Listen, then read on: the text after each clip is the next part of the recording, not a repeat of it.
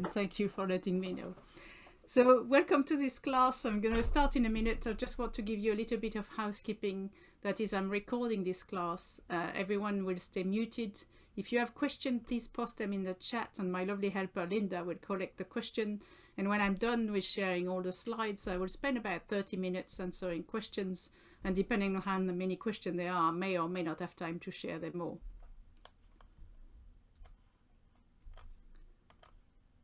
So welcome to this class. Welcome to Why Postnatal Recovery Matters, which is a masterclass to revolutionize the postpartum. I'm going to tell you a bit about myself, and then I'll tell you how the class is structured. My name is Sophie Messager. I'm a biology research scientist turned doula, and I've got over 10 years experience in the perinatal education field, both as an antenatal teacher, as a birth and postnatal doula, as a doula mentor, and as a workshop facilitator. And what I love most is blend science and traditional knowledge.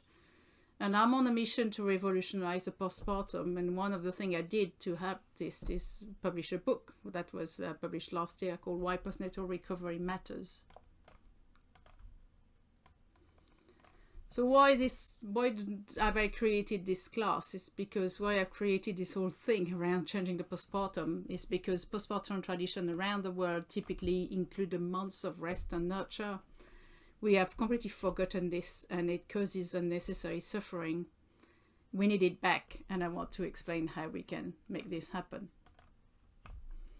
So the class is structured like this. So I'm going to give you a bit of history, perspective. I'm going to tell you what's wrong with our culture. And then I will take you through the 4 pillars of postnatal recovery. And I will tell you about hiring help, how to write a postnatal recovery plan and why it's important. Talk to you about special circumstances. I will tell you about my online course, and then I will answer questions. So I want to read you this quote from my friend Jojo Hogan, who's a postnatal doula from New Zealand, and she's the founder of the slow postpartum movement. And what Jojo says is, if birth is like a wedding day, lots of planning, high expectation, being in the center of attention lasts for about a day or so, and you get something special at the end, then the postpartum should be like a honeymoon, equal amounts of planning and investment, time, space, and privacy to relax, bond, and fall in love. Lots of people and services around to care for and look after you, and a peaceful and blissful environment where all your needs are met for a few days or weeks. So historically, around the whole world, there used to be, or still is in the culture that still have a nurturing postpartum, there used to be an understanding that giving birth is a major life transition. And so there were rituals to support it. And worldwide, we had, or still have in some parts of the world, a period of rest and nurture that after birth that lasts about a month. And the interesting thing that surprised me when I did the research for my book is it used to be part of Western culture too, and not that long ago. So in the sort of 16th and 17th century, we used to have a tradition in the UK called the groaning. And it was a candid reference to the noises a woman makes while she gives birth. And the groaning was referring to the whole postpartum period, and that included a lot of special foods that were all preceded by the word groaning. So there was a groaning cake, there was groaning cheese, there was groaning ale even. The thing that surprised me even more is when I spoke to lovely midwife Becky Reed, who told me when she was born near Cambridge in 1951, a mother had, they used to give you, the council used to give you somebody to look after your house for a couple of weeks. So that's actually in living memory. That's not just like centuries ago. So what is wrong with our culture? We not only have lost our postpartum tradition and rituals, but we also have a lack of understanding of the needs of new mothers and the needs of new babies. And the way this is expressed the most is how misplaced the focus is when it comes to post-birth. That is, all the presence are for the baby, all the attention is on the baby. And, you know, when people have what they call baby showers, it's really baby orientated. And one story that I share in my book that really brought this message home for me on how misplaced the focus is was to as a postnatal doula, I was in a new mom's home. The baby was maybe 2 weeks old. The mother had gone to have a nap. I'd done the chores I was planning to do, like emptying the dishwasher and folding some laundry. And because I still had time and she was still asleep, and I thought, well, you know, I'm going to try and make her something nice to eat, like soup or something. And I opened the fridge and there was barely anything in the fridge, so I could not make her anything to eat. And when I closed the fridge and I turned around, in this room there were about 15 different bouquets of flowers. And I thought, wow, you know, fancy that. This is really pretty, but you can't eat that. And that sort of really brought home the idea that, you know, we don't give new mothers what they need. And when I'm in new parents' home as a postnatal doula, I see parcels arrive almost on a daily basis, and they're usually stuffed toys and tiny little clothes for the baby. But again, very little of what I'm going to now tell you is actually needed. And then the added part of that, not only have we lost support and tradition and have the focus entirely on the wrong person, because, you know, between you and me, the baby doesn't really care for stuffed toys and tiny little clothes. What the baby cares about is to have parents who feel strong enough to nurture him or her. And added on top of all this, we have a problem with societal pressure. That is, we live in a culture where being like back in the supermarket 3 days after the birth is seen almost as a badge of honor, and there's immense pressure for the new mothers to go back to normal, as if there was something as normal when you've just given birth to a baby. So the approach I give about recreating postpartum nurture in the modern world is I've tried to not be culture specific, because I know that there's a tendency to want to like copy the culture that still have the nurturing postpartum, but that's not helpful with the idea of everybody's so different and everybody comes from a different culture, and we don't live in culture that still have the nurturing postpartum. So I'm going to give you an example. My husband's from Hong Kong, and in Hong Kong they still have a very strong postpartum nurturing culture. And one of the main dishes that are traditionally served to new mothers is pig strota, is a pig strota stew. And the problem is that if you're vegetarian or vegan, that's not going to really be helpful to be served such dish. So I want to move away from the idea that we should do it by copying a particular or individual culture.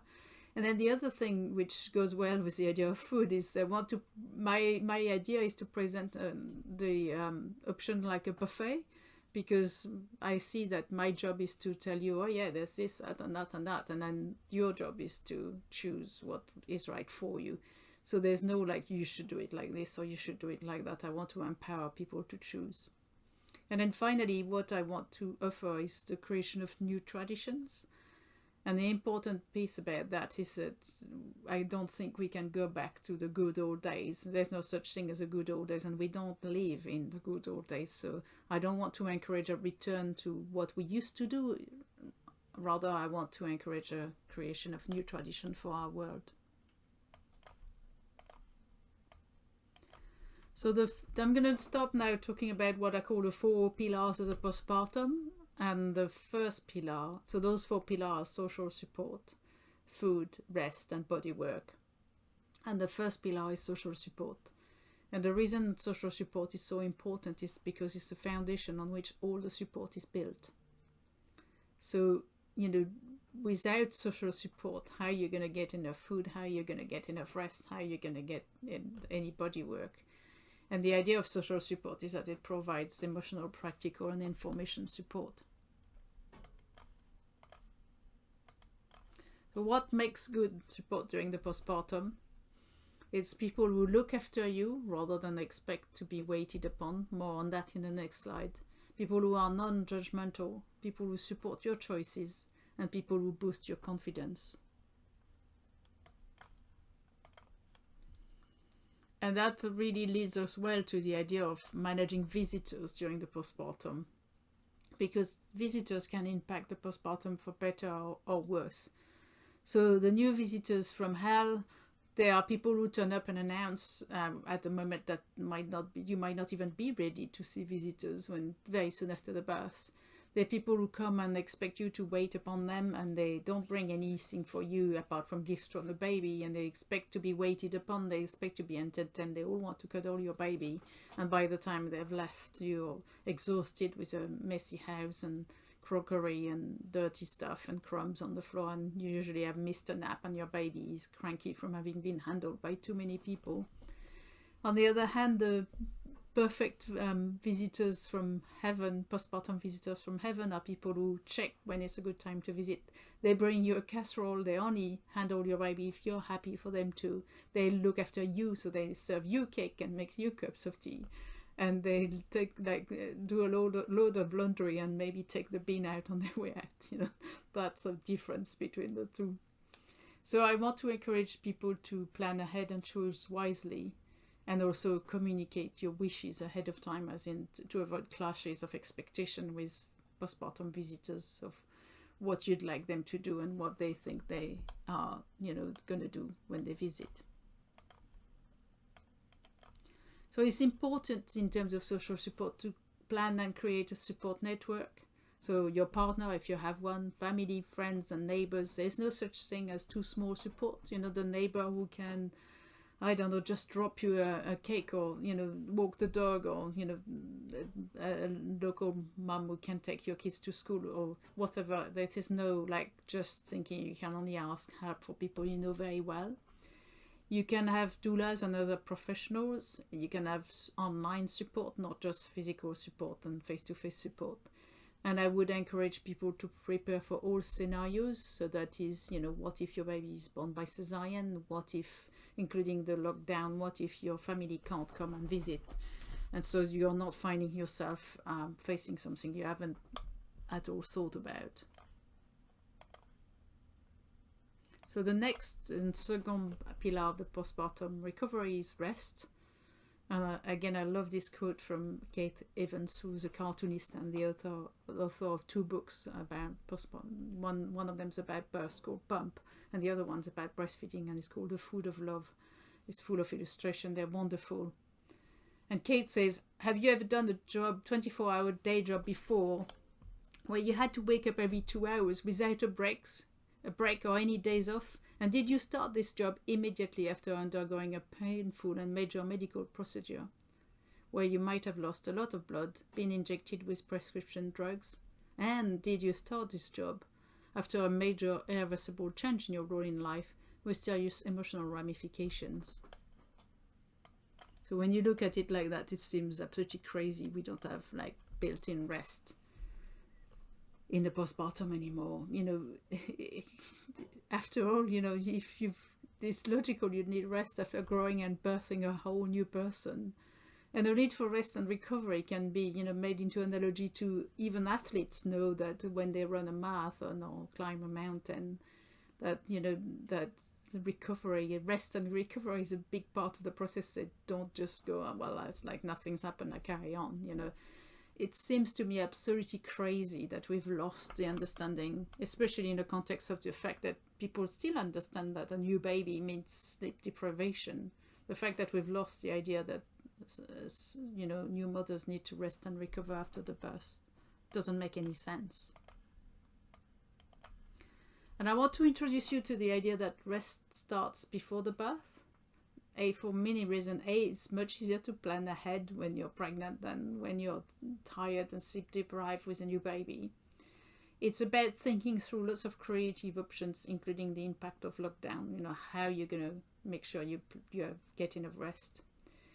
It's about how birth choices or birth experience may impact the postpartum, so having planned for all the possible scenarios there. And it's also about the fact that rest starts before the birth itself. So years ago, I was a doula to a woman who called me in labor while she was still at work. So she'd chosen to work right all the way through to her due date, and the baby arrived a bit early. And that led me to write a blog and do some research around this. And I was quite shocked to discover that there is published research that shows that having no rest before the birth increases the odds of having cesarean.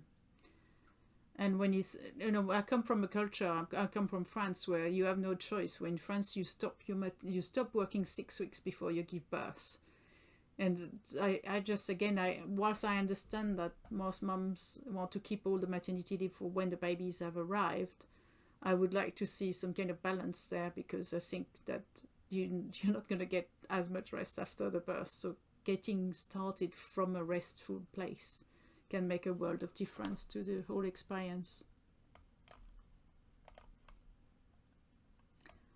So some ideas of things you can do to have some rest during the postpartum is to plan ahead, getting some naps and early nights, and I mean really early nights, like going to bed with a baby. Prioritizing sleep over chores, which is easier said than done if you're alone. So again, the idea of having supporters so that you can rest, delegating as much as possible, and doing some mindset work. And what I mean by mindset work is we again live in a culture where independence is seen as a sign of strength, and it can be very hard mentally and emotionally to let people look after you.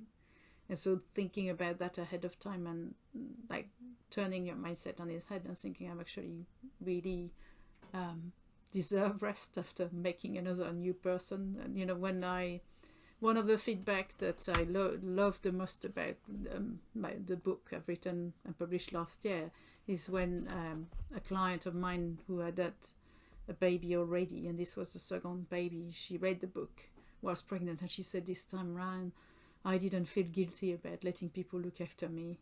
And I was like, oh God, I'm so grateful, because that's exactly why I wrote the book. And another relaxation aspect, another aspect about rest is using relaxation techniques, because my experience as a doula, and I had the same problem when I became a mom for the first time, is it's kind of hard to go to sleep for some people if they know they have a short window, like the baby's just gone to sleep and they know they have like maybe 45 minutes to nap, and if you lie in bed and think I'm asleep, often sleep doesn't come. So when you find napping hard, or when you find hard to drop off at a limited amount of time, some people find that just listening to a relaxation track with a goal of just relaxation makes sometimes sleep come more easily than trying to make yourself sleep at will. So the third pillar of the postpartum is food. And again, it should go without saying that good nutrition is essential for recovery. That's interesting, because that's something we still have in our Western culture as a wisdom. That is, we understand that people who are recovering from illnesses need special food. So for instance, giving chicken soup to people who have been ill is a thing. And it's kind of difficult to provide this for yourself with a newborn unless you have planned and got support ahead of time to provide yourself some good food. So the principle of postpartum food is in this quote by Jenny Allison, who's the author of a book called Golden Months. There are 3 main requirements from the diet after delivery: to replace blood and nutrients, to repair damaged tissues and heal the uterus and vagina, and to support breastfeeding. And there is a 4th requirement, that also that food provides a source of warmth for the body. And that's an interesting concept, the source of warmth for the body, because I found that to be part of every traditional culture that still has, the wisdom around the postpartum, and understanding that the new mother needs to be kept warm, that she needs to be given warm food. In the Chinese culture where my husband's from, they take it to a whole level of, like, it's completely forbidden to drink cold drinks, to eat cold food, to even shower with cold, anything that's like bringing cold to the body is like completely banned. And it's easy to dismiss that as not evidence-based, but I believe there is like immense wisdom. And we know, for instance, when it comes to recovery from illness, that keeping people warm is very important. So it's interesting that we've lost that aspect of wisdom for the postpartum food, but it makes sense that the food needs to be warm. And again, away from like each individual culture, what makes good postpartum food? So the food needs to be nutritious, it needs to be easy to eat, and that includes possibly eating it one-handed because you may be holding a baby. The food is easy to digest and warm, as I said, literally, that is, not cold. And also ingredient-wise, so that the traditional postpartum food always include foods and spices that are actually warming for the body. So for instance, in the Chinese tradition, there's usually a lot of ginger and ginseng. I've not seen traditions in a postpartum using like very spicy food. There is usually an understanding that the food needs to be quite mild, but like warming ingredients are really a big part of it. So here I want to introduce you to my book resource page. So when I wrote this book, I was very, very keen to give as many links and websites and whatnot to people to like explore things further. So I wrote them all in the book, and the publisher said to me, it doesn't make it for easy reading, you're very long www with lots of characters. So what I decided to do instead is I created a resource page for the book on my website. So if you go to my website, sophiemessager.com, and you click on Why Postnatal Recovery Matters, there's a sort of tab there on the front page, you'll find the book resource page. And then in there, there's like some of my favorite recipes. So for instance, a recipe for the Groningen cake and the recipes of the Chinese chicken and red date soup. There's links to a recipe website for postpartum food specifically, and links to food delivery companies, and also link to websites that allow you to organize meal trains. So if you're not familiar with the idea, meal train is the best present you can give to a new family, in my opinion. Well, one of the best presents. Is I found out about that because in my village there's a church in my village, and people told me when a new family has a baby, they organize a meal train. So for 2 weeks, the family will get free home cooked food delivered to their doorstep. Like all the families in the local church take turn. There is on that book resource page a list of meal train websites. So if you want to organize that for someone, you don't even have to be present nearby. But I think the idea is that the mother doesn't have to organize it for herself. And the fourth pillar of postpartum recovery, and which is one of my favorite because I think it's the least used in the modern world, is body work. And I find that fascinating because there are such enormous changes in pregnancy and the postpartum in the body. When you get pregnant, the uterus grows from the size of a pear to the size of a watermelon and back again. And the spine change shape, like the curves of the spine increase in size. The pelvis tilts forward, the pelvis gets wider, and the pelvis opens to let the baby out. And all of that needs to, like when you give birth, the uterus has to shrink back down. All your organs inside your tummy have to work themselves back down, and all of that together is just absolutely mind-blowing that we don't have anything in our culture anymore to make sure all the organs have gone back where they belong. And so it also makes sense that all the tradition around the world included some kind of body work, and there's some element of massage. It's a massage that actually almost like some kind of empirical osteopathy. That's more like manipulation than massage. And some element of wrapping and some element of keeping warm, again, not just through the food, but simply keeping the mother warm by wrapping her. And I just want to say one of the things I found fascinating again in the research I did for my book was discovering that this used to be part of British culture. And I have a midwifery book that is from the beginning of the 20th century and describe the binder and how to wrap it around the pelvis. And the other thing I found utterly fascinating is I managed to get hold of French midwife thesis who studied wrapping in the hospital context, and she demonstrated a positive effect on pain and comfort. So she wrapped women 24 hours post-birth for about an hour using a technique I'm going to show you in a minute. And use the questionnaire, and people describe like really positive healing effects and decreased pain scores and that kind of stuff.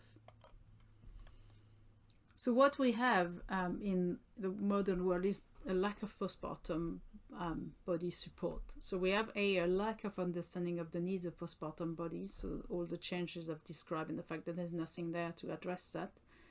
That we have in most Western countries no checkups within the health system. So France is the only country that I know that has some form of pelvic floor rehab built into the health system for free. So all women who give birth get 10 sessions of pelvic floor rehab, usually with a midwife or somebody who's been trained in doing it, like a physio.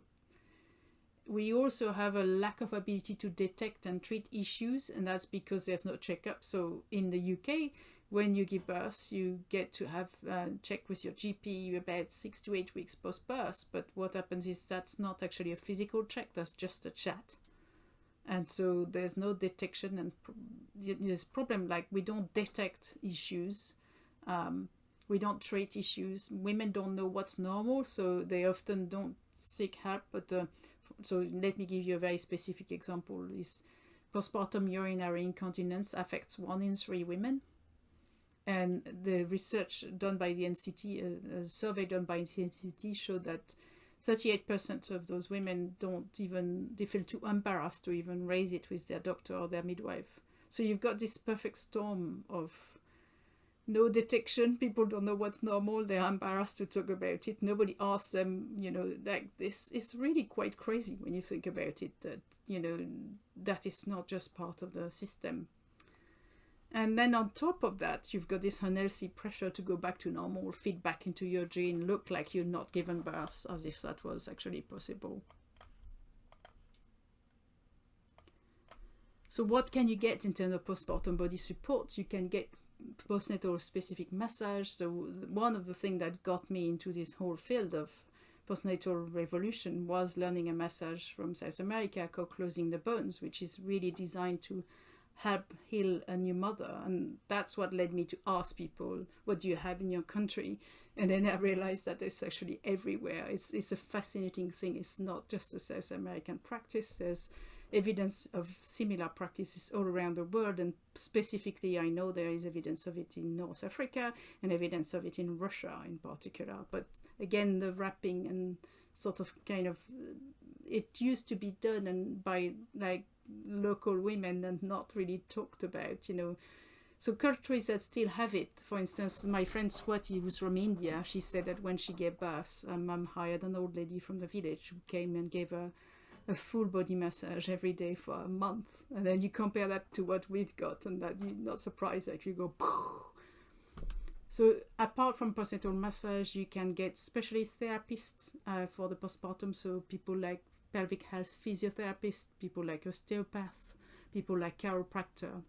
You can get postnatal specific exercise and rehab, and that includes programs that are designed, exercise program, including online. So there's links to that on the resource page on my website, and also seeing people one-to-one. And then you can also get ways to support your belly, which I'm going to show you now. So when should you have postpartum body work?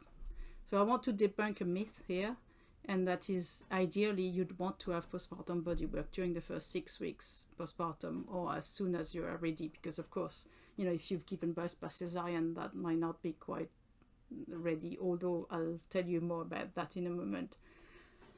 But the reason, what's again completely crazy, is in our culture, I know that massage therapists are told not to touch a woman until she's past the first 6 weeks, with this idea that she needs to have a checkup, but the checkup doesn't involve any physical examination. So it's completely crazy, because all the research I've read about this and all the evidence and experience I have of giving the closing the bone massage to hundreds of women has shown me that there's plasticity during these 6 weeks. It makes so much sense to do body work during the first 6 weeks postpartum. And it's, helping the body heal when the body needs it the most, But the other thing I want to say about this is it's never too late. So I have personally massaged women 24 hours post-birth, and I've massaged women 47 years post-birth. So if you have if you feel the need for some postpartum body work and you've not had it, often I've been asked, oh, is it too late when my baby's 6 months old? No, it's never too late, but if you can have it, plan for it in the postpartum months or 6 weeks, it's going to be more valuable then. So I want to talk about wrapping, and in a minute I'll stop sharing so I can show you in the next slide, I can show you how to do a simple way of wrapping your belly and hips. So why wrap your abdomen and hips? It's something that I notice have been lost is something that I used to think wasn't a good idea, and then I read and found it was part of every culture. And so on a simple physical level, wrapping helps provide support for unstable joints and muscles after the birth. I'm not suggesting you should wrap 24/7, and I was actually suggesting you should wrap for months, but if we're talking about the first 6 to 8 weeks postpartum, it makes a lot of sense to have the body being held together. On an emotional level, it provides support too, because it makes you feel contained, provide a source of warmth and comfort. And the thing that really surprised me is there's evidence that it's helpful to wrap post-cesarean too. And the first time I came across it was with a woman called Kate, who told me she gave birth in, I think it was Thailand, and she gave birth by cesarean, and in her hospital they wrapped her up the next day. And then she gave birth in another country where they didn't do that, again by cesarean, and she said she felt like how much help it had been. And that led me to look at research, and I found and published a paper, not about cesarean, but about abdominal surgery, that showed that using a binder decreased pain and improved healing.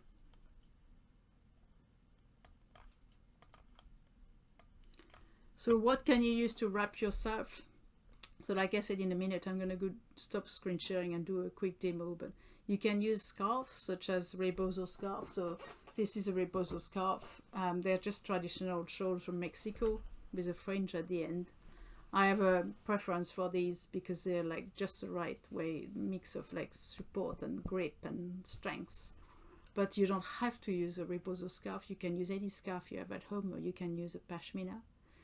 And then you can use things like Velcro wraps, you know, girdles that attach with Velcro. And you can use things like support underwear and leggings. And I just want to say that if you're interested to find out more about rebozos themselves, I have blogs on my website where I have more wrapping tutorial and information. And again, if you're interested to get some rebozos, I have some for sale in my online shop. So I'm going to stop screen sharing for just a minute so I can show you how to wrap your hips and belly with a rebozo scarf. So here I have a wide rebozo scarf, and what I'm going to do is fold it in half, and then I can use that to, if you want to wrap your belly, if you have a scarf long enough, you can use it to wrap the whole belly, cross at the back, and then if the scarf is long enough, you can then tie over the hips and just make a knot like this. And if you want to just wrap your hips, and by the way, these are practices that are not just useful for the postpartum. I find them really useful to support myself during the menstrual cycle, and just when I feel the need to be contained. So here, to wrap just the pelvis, I've folded the scarf on itself once more so it's narrower, and I'm going to place it just below my hip bone. So the top of my hip bone is here. So if you put it just below your hip bone, and then again you can cross it, and then you want to pull on it to tighten it at the level that feels comfortable. And if it's long enough like mine, you can just do a knot at the front. If it's not quite long enough, you can simply tuck it in the fabric, because usually the grip of the fabric will keep it in place. So it doesn't have to be complicated. It's really quite easy to do. So I'm going to start screen sharing again to show you the rest of the presentation.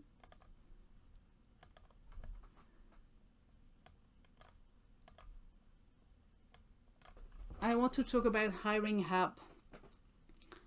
Beyond the 4 pillars of the postpartum, there are other aspects. So hiring help is important, and it makes a lot of sense when we have no family support or close-knit communities. And it makes a lot of sense when we know that this is a lack of support is further restricted by lockdowns. So having help like doulas, nannies, mother help and cleaners can mean that you have the space and time and support to get the rest, food and body work and social support you deserve. So why hire a postnatal doula? Because a doula's main goal is to make you feel confident and supported. So a doula is not going to tell you what to do. She will just present information so that You can decide what's right for you, but a doula would be able to present information that you might not even know exist. And in the world of conflicting advice that new parents are exposed to, it can really make a world of difference, because a doula will help you navigate all these new things, mother care, baby care, motherhood, and everything in a way that suits you and your unique needs as a family. And also a doula might be the only person that can visit you during lockdown. And I did a lot of this last year because I live in Cambridge, which is very multicultural. So lots of families often come as visiting scholars. And I had clients who had planned to have their mother or their mother-in-law come from another country to support them. And of course, all of that got removed because of the lockdown. So sometimes, in fact, quite often, I was the only adult at a particular couple. So during the whole of the last year. So how can a doula help? A doula provides emotional, practical, and information support. So emotionally, she might just listen to you and help you make sense of the experience, validate your feeling, make you feel good enough as a parent. Practically, a doula might hold your baby while you sleep, teach you how to use a baby carrier so you have your hands free, help you work out for the first time how to bathe your baby, change nappies, that kind of stuff. And information support is a big part of doula work. And again, information means things like lending you books and sending you articles and putting you in touch with other professionals. So for instance, if you're having any struggle with breastfeeding, finding other people who have more knowledge and helping put you in touch with them. And so the really, really wide range of support that's completely tailored to your needs.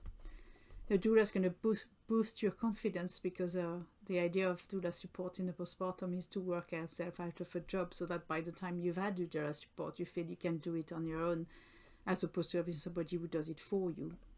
And the doula will encourage you to rest and prioritize your well-being. So what if you cannot afford a doula? So birth doulas cost anything from £300 to £3,000.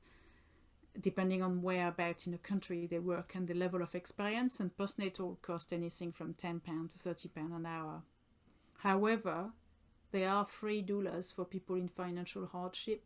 So Doula UK and others offer this kind of support, and I have put the link to that on the book resource page on my website. But sometimes what happens is people fall in between the sort of category of people who can't afford the doula and qualify for financial hardship funds. And then they're not quite, qualifying for that, but still it's a challenge for them to have enough funds to pay for a doula. So there are options there too. And one of which is to ask for gift vouchers towards a doula rather than lots of stuff the baby doesn't need. And another option is to barter and to do payment plan and to do payments in kind and so forth. And through the years, I have done a lot of that myself as a doula. So I want to say to you, if you want a doula, reach out to the local doula community and ask around, because there might well be local special plans and options and things you haven't really made aware that are available. So now I want to talk to you about the importance of writing a postnatal recovery plan. So you remember the quote we had at the beginning of the presentation about if birth is like a wedding, then postpartum should be like a honeymoon.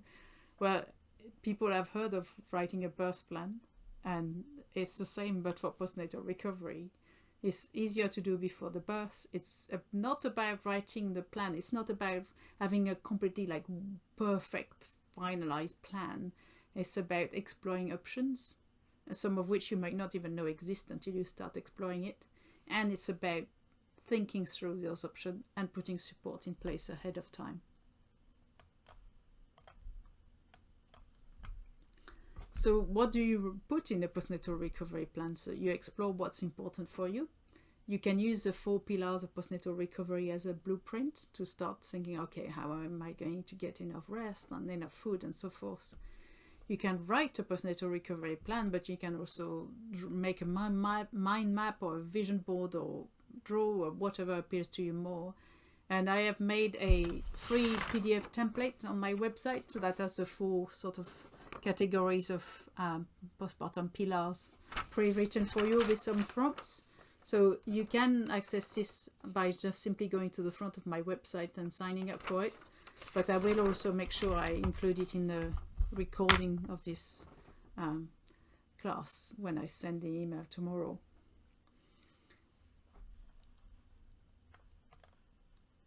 So another really interesting way of having enough support in the postpartum is to have, instead of a baby shower, to have a mother blessing.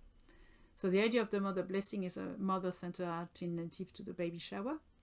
And rather than asking for lots of gifts for the baby, you ask for gifts towards yourself. So for instance, a postpartum doula.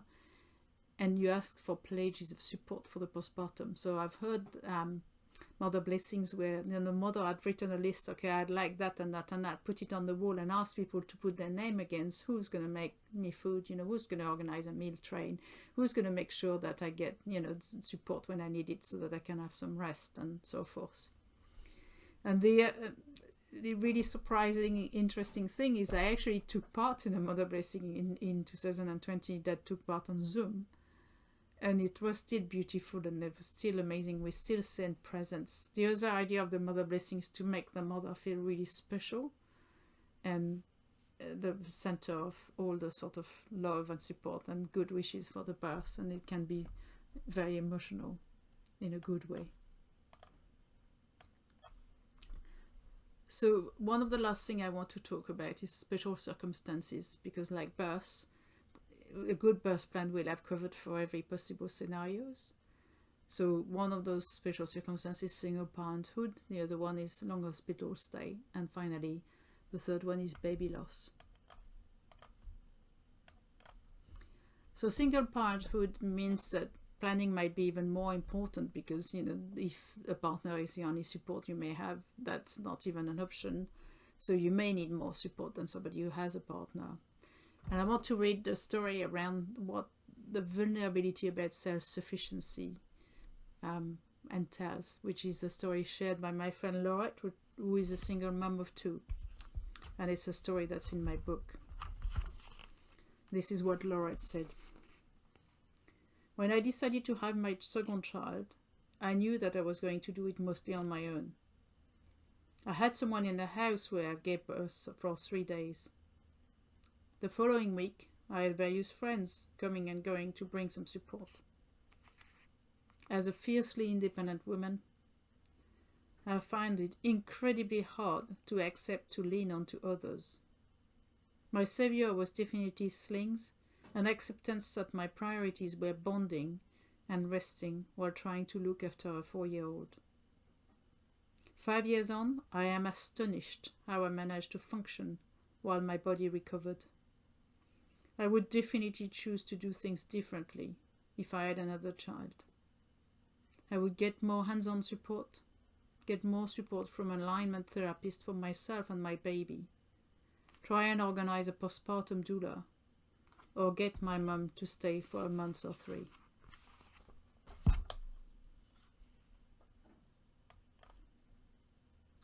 So if you're a single parent, ask for help. I guess that's a message this story is about. So another aspect to consider is what if you end up having a long hospital stay for either the mother or for the baby, for instance, a baby staying in neonatal care for a while. And what if on top of that, the situation means that there are restrictions on visitors? Because even before 2020, when I was doulaing couples who had, for instance, a baby in NICU, or families who had to stay in hospital for a long time for the mother's health needs, I often realized that people would often say, oh, we don't need you until we're home. And what I actually noticed is that it was more challenging than being at home because, for instance, having a baby in NICU means there will be lots of hospital routines that are just taking all your day, and you will often forget to eat and forget to rest, and meeting your own needs will be even more challenging. And you may not realize that's the case because you're in a hospital setting where you think you're being looked after. So planning for that and making sure, for instance, that you have people maybe bringing you food or somebody who can, allow you to take a break or that kind of stuff, or making sure that you schedule breaks and food time in your day. It's not going to be a luxury because it's actually more challenging than being at home. And then what if your baby dies? And that's a topic that's very close to my heart, because I'm myself the older sister of a stillborn baby, and I've had several miscarriages. And I want to change the stigma around this, because I want people to understand that if you lose a baby, you will still be postpartum and will have the same need for recovery as somebody whose baby is alive. And that your grief is valid regardless of how many weeks pregnant you were. And so there are grief support resources in the support section for my book on my website. And last year, in the same collection as my book, there was a book published called Why Baby Loss Matters, which is fantastic. So I want to quickly recap before I move to closing down on the questions. So I took you through a historical perspective, told you what we are missing in the modern world. I took you through the 4 pillars of postnatal recovery and talked to you about hiring help. I explained why you might want to write a postnatal recovery plan and how to do it. And finally, we talked about special circumstances. So my hopes at the end of this class is, I hope that I've helped you understand that what we currently have is not only abnormal, it's detrimental to both families and society. And I hope to have demonstrated why social support, rest, food and body work are paramount, and how to try and implement them within our world. So I want to read you a tale for the future. A hope for the future. A baby is born. The new mother knows that the community will rally round to support her. While she was pregnant, she had a party to celebrate her pregnancy. She received gifts for herself as well as pledges of support for after the birth. Friends and family respect her need for rest and schedule their visits accordingly. A neighbor organizes a meal train, and people leave casseroles on her doorstep. When people visit, they lavish attention on her and praise her for how well she is doing. They offer to hold the baby while she naps and look after the household. She gets plenty of rest. She receives some postpartum specific massage or manipulation, and she wraps her belly. There are enough people around her to support her if she needs it with feeding and baby care, in ways that respect her autonomy. She is firmly in the driving seat of her recovery, and these people respect her needs, providing care without it being overwhelming. By the time a month had passed, she feels rested and competent in caring for her baby.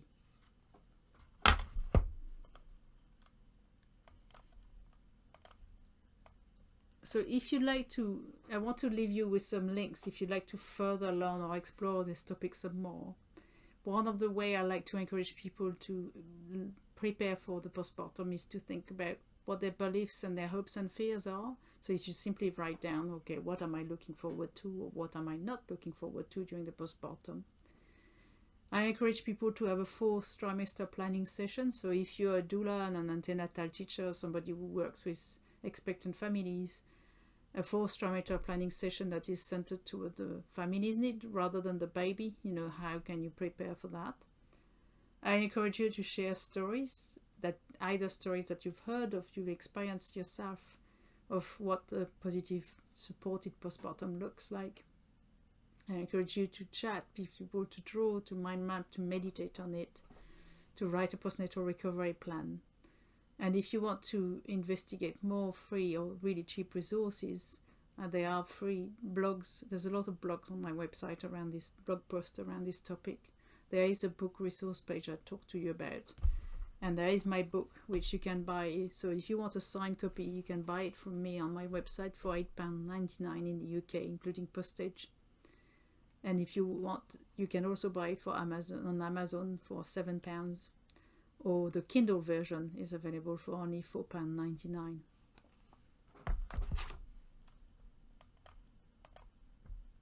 And then I want to tell you about my course, the online course I've created around this topic. So the difference between the online course and reading by yourself is it's a held experience that is taking you through 11 bite-sized modules and lessons, which you can tick as you complete. You can go in a linear order or explore whichever topic you want in whichever order you prefer. On each of the module, there are videos of me taking you in depth into the topic and lots of text and stuff to read. It's got expanded knowledge on the book because ever since I finished writing the book in March 2020, I've carried on learning tons of stuff about it. And it's got questionnaires that encourage you to explore your belief on each particular topic. So for each module, there is a PDF document you can download where I encourage you to ask yourself, okay, what are your beliefs? What are your ideas around this topic? And then revisit it at the end of each module to see if anything has changed. So I want to give you a special offer to thank you for attending this class. There's absolutely no obligation to buy this course. I'm really offering all this knowledge. My goal is that as many people as possible have heard of the idea of nurturing postnatal recovery, and it kind of revolutionized the postpartum in the modern world. But I want to thank you for coming to this class today. So if you'd like to enroll on my online course, I want to give you a discount, which is valid for the next 3 days, of £50 off, which means that you get the course for £99 instead of £149. If you use the coupon VPRM 50 less, that's why postnatal recovery matters, acronym 50 less. At checkout, you will get the discount, and don't worry, I will include the code in the replay email I'm going to send tomorrow. And you can find the course on my website as www.sophiemessager.com/online courses. And that's it. That's the end of the class. So thank you very much. And now I'm going to stop sharing and I'm going to be ready to take any questions. Thank you very much, Sophie. We actually have only got one question in the whole of the chat. You could have a read yourself if you like. Maybe you might want to have a bit of conversation with some of the people here. Yeah. I mean, see if people want to. So he said a question about which area I offer the service. Yes. I'm in Cambridge, UK myself. But if anybody who's present wants to raise their hand and ask a question live, we can do that now. Or you can ask a question in the chat if you prefer. I actually think they can unmute themselves on this occasion. Yeah. Suzanne has actually has got her hand up, so maybe she wants to ask. Sure, I'd love to. Hi. Hello, Suzanne. Hi, Sophie. I am wondering what the rebozo you used for your demonstration, I'm wondering what the dimensions of that were, how long and how wide? Yeah, that's a very good question. So the one I used is 2.5 meters long. It's about 60 centimeters wide. So the most scarves tend to be more around the 2 meter length. And I find that whilst that will work to do, just like twist and tuck kind of thing, if you want to wrap your belly and your hips like I've done, you'll need something that's a little bit longer than that. And in my experience, most scarves like pashminas and things like that, they tend to be around the 2 meter mark because they're not designed to be wrapped around your hip, they're designed to be wrapped around your neck. So a 2.5 meter long scarf tend to you'll have to wrap it around your neck a lot for it to work. So I've not seen many scarves being that long in terms of what's being sold to wear around your neck. Okay, thank you. Linked to that, we've got a question about, are there benefits to belly wrapping in pregnancy, or is it not recommended? So that's a very good question. So it's the same as I used to think it was bad because let me tell you a bit of background story. When I was at the beginning of my antenatal teacher time, and I didn't know anything of what I know now, the only frame of reference I had was my grandmother wore a corset most of her life, and because she wore a corset all the time, every single day, she couldn't be without the corset because the corset basically did the job of her back and stomach muscles. So I was fiercely against the whole wrapping thing. And then when I started discovering all this, I remember asking a few years ago I asked my osteopath and I said, what do you think? And he said, well, it's like a treatment. You know, it is like a scaffolding and a corset, but if you wear it mindfully, it makes sense to have it during that time. So just before I move on to the pregnancy, I just want to tell you a very extreme story that really illustrates the point beautifully. So I know a woman called Rowena, and I talk about her in my book, and I talk about her in the blog as well. The blog about wrapping that's on my website. And Rowena gave birth to a triplet, like literally gave birth to triplets vaginally. And she said after she'd given birth, so her babies had to go to the NICU, to the neonatal unit. After she gave birth, she tried to stand up and she couldn't breathe. And so there was a physio there who understood what was going on, because basically she had so many babies in her belly that after she gave birth, her diaphragm like kind of dropped into her belly. So this physio wrapped her up with some large tubey grip, and then she said she could breathe again, and she was able to walk to the NICU to see her babies. So it's going to be the same with pregnancy. So pregnancy support. A few years ago, when I wasn't sure, because there are people who say, "Oh no, you shouldn't wrap your belly because it stops your muscles and ligaments from working." It's about each individual scenario. So when I heard that story about people saying, "Oh no, you shouldn't wrap," I went on to a Facebook group that I run, and I asked people, you know, have you wrapped your belly in a pregnancy, and was it helpful? And there were lots of stories of people who did. And one woman in particular said, well, I'm pregnant with twins, and the only way I can cook dinner for my toddler is if I wrap my belly, because by the end of the day I feel so uncomfortable and heavy that it's just not going to happen if I don't wrap. So I say the same thing for pregnancy as I say for the postpartum. Be mindful, don't do it every hour of the day 24/7, because yes, it is going to stop your body from doing its work. But if you need extra support, Louisa is saying, I find it helpful to wrap my bump during labor. Yes, I have seen that a lot. When I provide rebozo, I've seen a lot of partners holding the rebozo and holding the bump via the rebozo whilst during contractions, and the mother finding that really, really helpful and shouting at the partner if he wasn't doing it during a contraction. But so it's about trying what works for you, and maybe using only the wrapping for moments when you know you're going to be on your feet a lot or at the end of the day, but certainly not wearing it every single hour of every day from like 6 weeks pregnancy onwards. It's about using it when as a treatment, if that makes sense.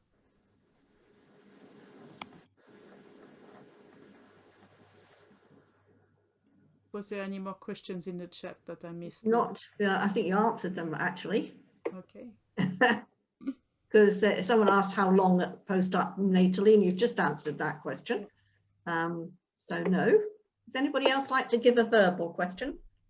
Well, I asked one earlier, is the online course aimed at parents to be, or is it aimed at birth workers? So the current course is aimed at both parents and birth workers and professionals. However, I am in the process of developing a course that is specifically for professionals, because it's very different. What I'm bringing in the course that's for professional that is not in the more general course that is available right now is that I'm bringing a aspect of how you introduce a topic to your clients, and an aspect of reflecting for yourself about unpacking your own experience, so you don't bring that to the table, which is not something I've put in the current course. The current course is anybody can use it because it's designed to give you skills and knowledge, but it doesn't include the part that encourages you to reflect on your own experience, as in not passing it on to other, if that makes sense. Does that answer your question, Shirley? Yes. Sorry, my camera's not working, so I'm a blank. Sorry. That's all right. And I'm sorry I missed your question. It was just above some other ones. Yeah, that's all right. You might notice that someone's commenting here that they were recently in hospital with diverticulitis and feel that belly wrapping may well have been useful then. Yeah.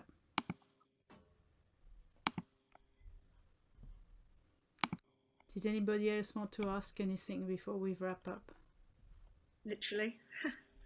So Lucy is saying, very good. Lucy is saying, I used it after, Sorry, that comment is disappeared. I used it following my hysterectomy. Would you want to tell us a bit more about that, Lucy?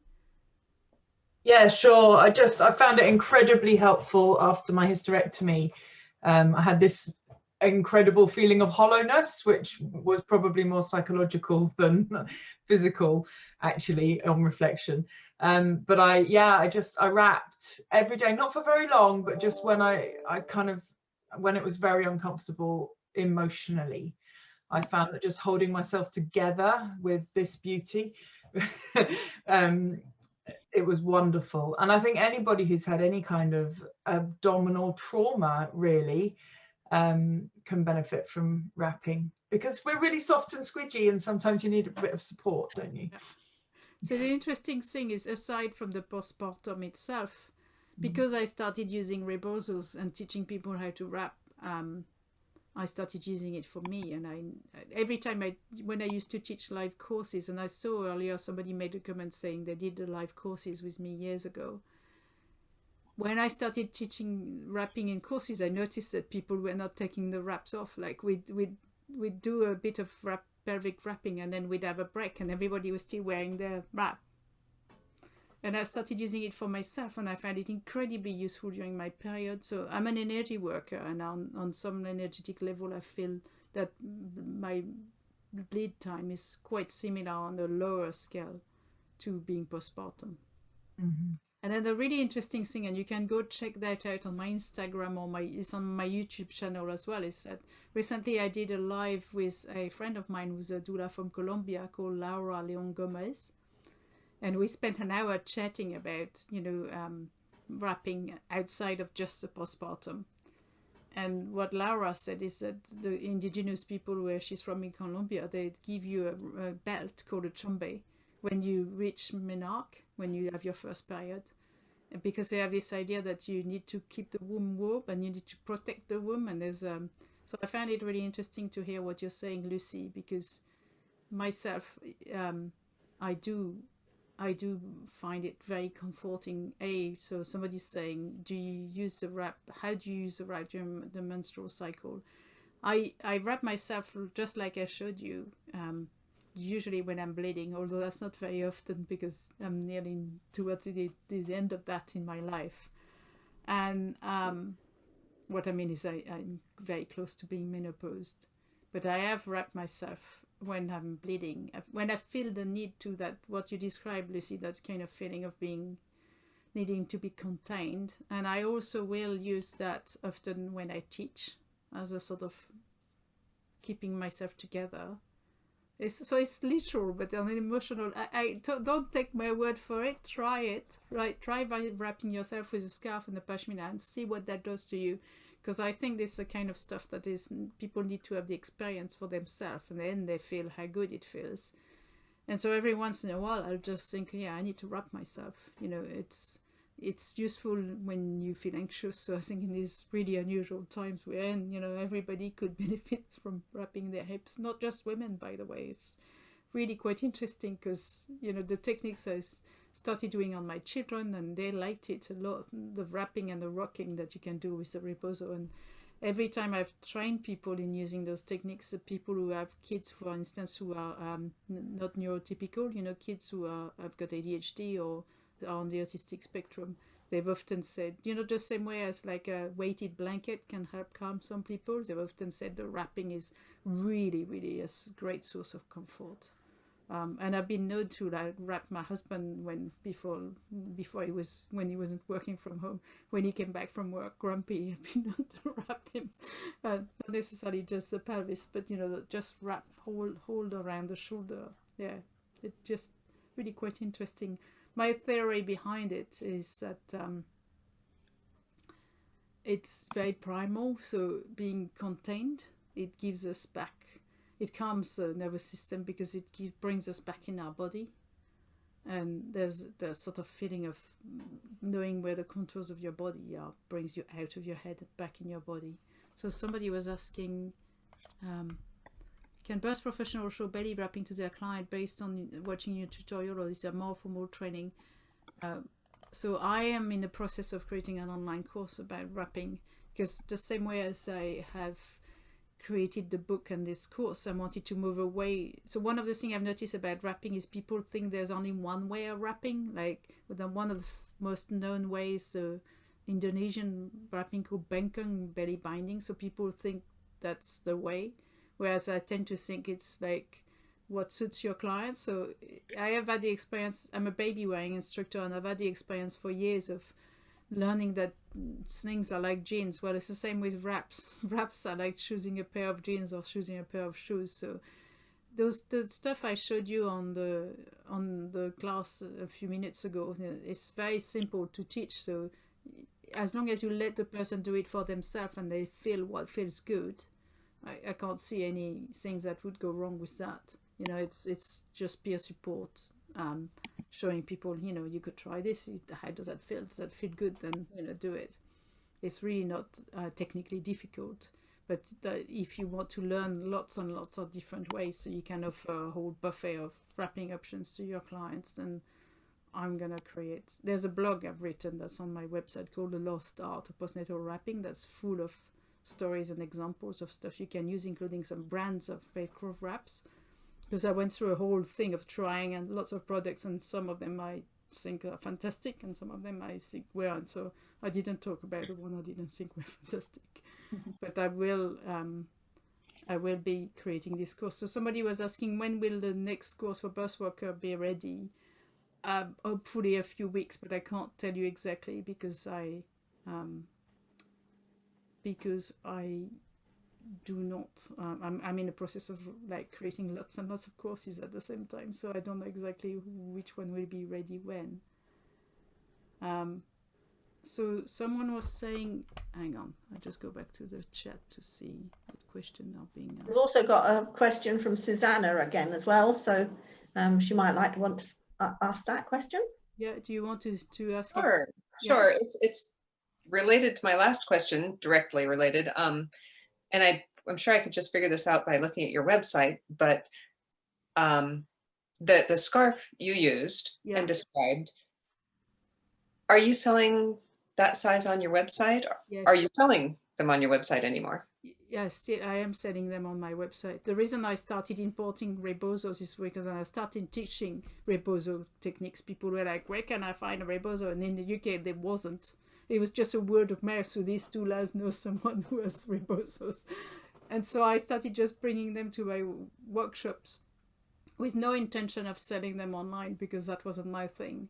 And then what happened is enough people told their friends through word of mouth alone. I was getting queries every week, and the process of like taking all the pictures of what I've got and sending those by email to people was such a faffy process that after a couple of years I said it's time to create an online shop. So in the website I have two lengths, which I call the standard length rebozo, which is usually about 2 meters, and what I call the long lengths, which is usually 2.5 to 2.7 meters, some 3 meters. Usually most people, the other aspect of if you want to use it in birth work like I do, I'm short, I'm a short person. I was going to say I'm a short ass. I'm 5'3". And so I can get away with all the short scarf because I'm not just very the short. right height. Huh? Just the right height, perfect size. And if you're above 5'6" and you want to do floor work, you're going to need something longer than 2 meters because otherwise you'll have to be bent forward a lot. It won't be comfortable for you. But even me being 5'3", I remember I started bringing a long scarf in my birth bag because a couple of years ago I had an unusually tall client and there was one technique we tried to do. My scarf wasn't long enough, so after that I've always put a long one in my purse bag. It's more versatile. Okay, thank you. Just so you know, Suzanne, and if there's any other tall people on the call, I'm 6'2". Wow. And I have 2 of Sophie's long rebozos, and I do closing the bones and I do floor work, and they are perfect. I'm also a fuller figured woman, and I need a long one to successfully wrap myself as well. But you can also use a woven baby wearing wrap, which is really long. That's true. To get a similar effect. Yeah. Or any scarf. But yeah, the long ones are really good for tall people, clients and practitioners. So somebody's asking, is the wrapping technique I showed from a particular specific culture? No, not really. It's a blend of, there's like how people play around with fabric. I need to credit my friend Laura, because originally I used to just do it like this, just crossing and tucking. But I used to do it this way in the past, so I'm going to move back a little bit so you can see. I used to do it just crossing at the front. And I find that it's a lot harder to pull, especially when your core is weak, than when you cross it at the back. Because when you cross it at the back, then pulling, it requires a lot less strength, can you see? Than if you're trying to pull this way. So that technique of wrapping from the front and pulling at the back, that's my friend Laura, who's from Colombia, who showed that to me. But I have never asked her if it's a particular technique from Colombia, or I don't know, because again, through the years I've seen such similarities. The belly wrapping thing I've just showed you in the class where I wrap my bump and cross at the back, I've seen very similar things being done. I had a client from Somalia, and a mum showed me how to wrap in the traditional way with a scarf they have from Somalia, and it looked very much like what I've just shown to you. And I've done courses. I've done a pregnancy wrapping course that was actually done with a baby wearing wrap, from a course that's actually from Germany. And some of the stuff that I show now incorporates some element of that. So I can't even remember myself what bit of what, because every workshop I've done, people have shown me variation I hadn't thought about, and then I play with it myself, and I'm like, oh yeah, it can be done like that as well. So it's a bit like, Lucy, you were mentioning baby wearing wraps. If you use a baby wearing wrap, there are hundreds of ways that you can tie it. There are like people, like there's a woman who has a YouTube channel called Wrap You in Love, and there's hundreds of different techniques you can do. In fact, I'm a little bit like left behind now. I tell clients, just go and see, because since I've stopped wearing my kids, there's so many new things that I don't even know exist, even though I am in that field. So it's very difficult to know where something came from and who can. I don't think we can credit somebody for inventing the technique and being, because lots of different cultures would have done it at the same time. Okay. Somebody said, I wish I knew what you just said about sling. I bought one, a stretchy wrap, and it didn't work for me, so I stopped baby wearing prematurely. And great to know that a further course on wrapping. Yes, oh my God, Charlotte, this is so true. That people will tell their friends, oh, I used when it comes to sling, but I think this is true for lots of other things as well. So one of the things I see often happens is people will use a buckle carrier, which is a very structured carrier, and then that fits only a very narrow range of people, because the way the buckle sit, they're going to sit differently on different people. Every single one of us has a unique shaped body. And so it's like shoes or jeans, the people are going to say, oh yeah, try that, it's fantastic. And it might not suit your body at all. One of the really famous brand of buckle carrier, Ergo, the shoulder straps don't sit on my shoulders right. The traditional form of carrier, I just can't make it to work. And so, that often happens. People assume that baby wearing is not for them, or that wrapping is not for them because they used one tool. It's a bit like if you used one pair of jeans and you were like, jeans are not from me. And people always say to me, what sling do you recommend? I don't, because it's like, what jean do you recommend? What pair of shoes do you recommend? You're going to use different pairs of shoes if you go to a wedding than if you go hiking in a mountain. It's the same kind of thing. So it's very interesting as a concept how people dismiss something because they've just been basically trying the wrong tool. Yes, I went to the shop and tried the stretchy wrap with the, pretend doll that they had in the shop, and it felt lovely and so snuggly. And I thought, oh yeah, this is really one for me. But then, having a near 10-pound baby, she felt far too heavy in it almost straight away. Yeah, that's unfortunate, isn't it? But why I didn't think, oh, maybe I should try a different one, I don't know, just didn't cross my mind. Obviously had other things to think about at the time. I know hindsight is such a wonderful thing, isn't it? I've done silly things. I've done stuff in my own time with my first child that I wish I could go back and think, oh my God, why didn't I make my life so difficult for myself? Because you don't know any better, so you do with the best you can, right? Okay, so I think unless there's any particular pressing question, I think we're going to wrap this up. And I want to thank you all for coming. Please spread the message. I'm very grateful you all came to listen to me tonight. Tell as many people as possible that they need to, that preparing for the postpartum is as important as preparing for the birth. And my hope is that the more people have heard about it, the more we'll get back to having a more supportive culture around that topic. So thank you very much. And like I said, I will, once Zoom has done processing this video, I will email it to you tomorrow so you can rewatch it if you want. And if you've got any more questions that you've not asked tonight, then feel free to message me and ask me about them. Thank you very much. Thank you so much, Sophie. That was amazing. Thank you. Lovely. Thank you very much. Thank you. Bye. Bye. Thank you. Bye-bye. Thank you.